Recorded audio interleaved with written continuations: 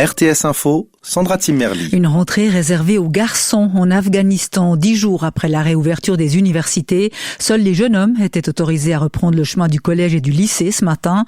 Un flou qui accentue encore l'inquiétude d'une partie de la population et de la communauté internationale sur le sort des filles et des femmes dans ce pays.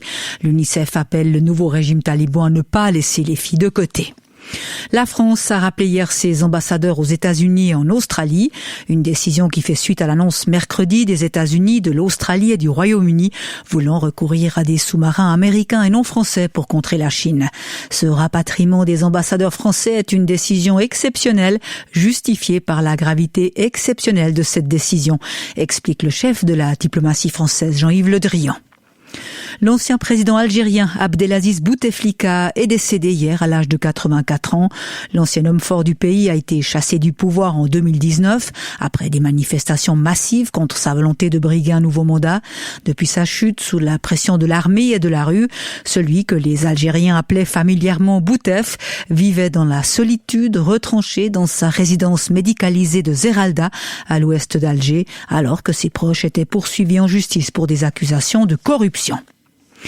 Les organisateurs de la manifestation contre les mesures anti-Covid jeudi soir à Berne rejettent toute responsabilité pour les débordements.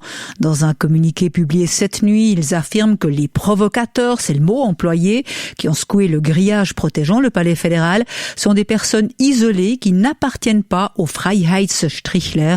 Ces sonneurs de cloche dont le conseiller fédéral Uli Maurer a porté le t-shirt, c'était le week-end dernier.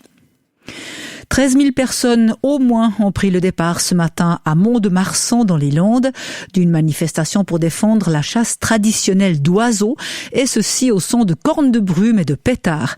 Une chasse jugée désormais illégale par les dirigeants. Plusieurs autres cortèges sont prévus ailleurs en France. J'en ai marre de voir ma culture partir en lambeaux, a déclaré un participant. La plus longue depuis 50 ans, l'éruption volcanique en cours en Islande près de Reykjavik va passer demain le cap des 6 mois.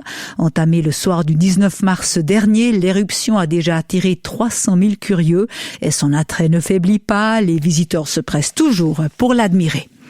En VTT, Matthias Flückiger, médaillé d'argent aux JO de Tokyo, s'assure aussi la victoire au classement final de la Coupe du Monde, et ceci en terminant 5e de l'épreuve en Virginie, aux États-Unis.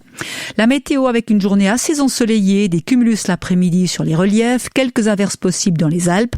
En soirée, les nuages s'étendent à toutes les régions, suivis de pluie durant la nuit. 22 degrés au plus, et demain s'annonce gris et pluvieux. La neige descend jusque vers 2000 mètres, quelques éclaircies quand même au cours d'après-midi.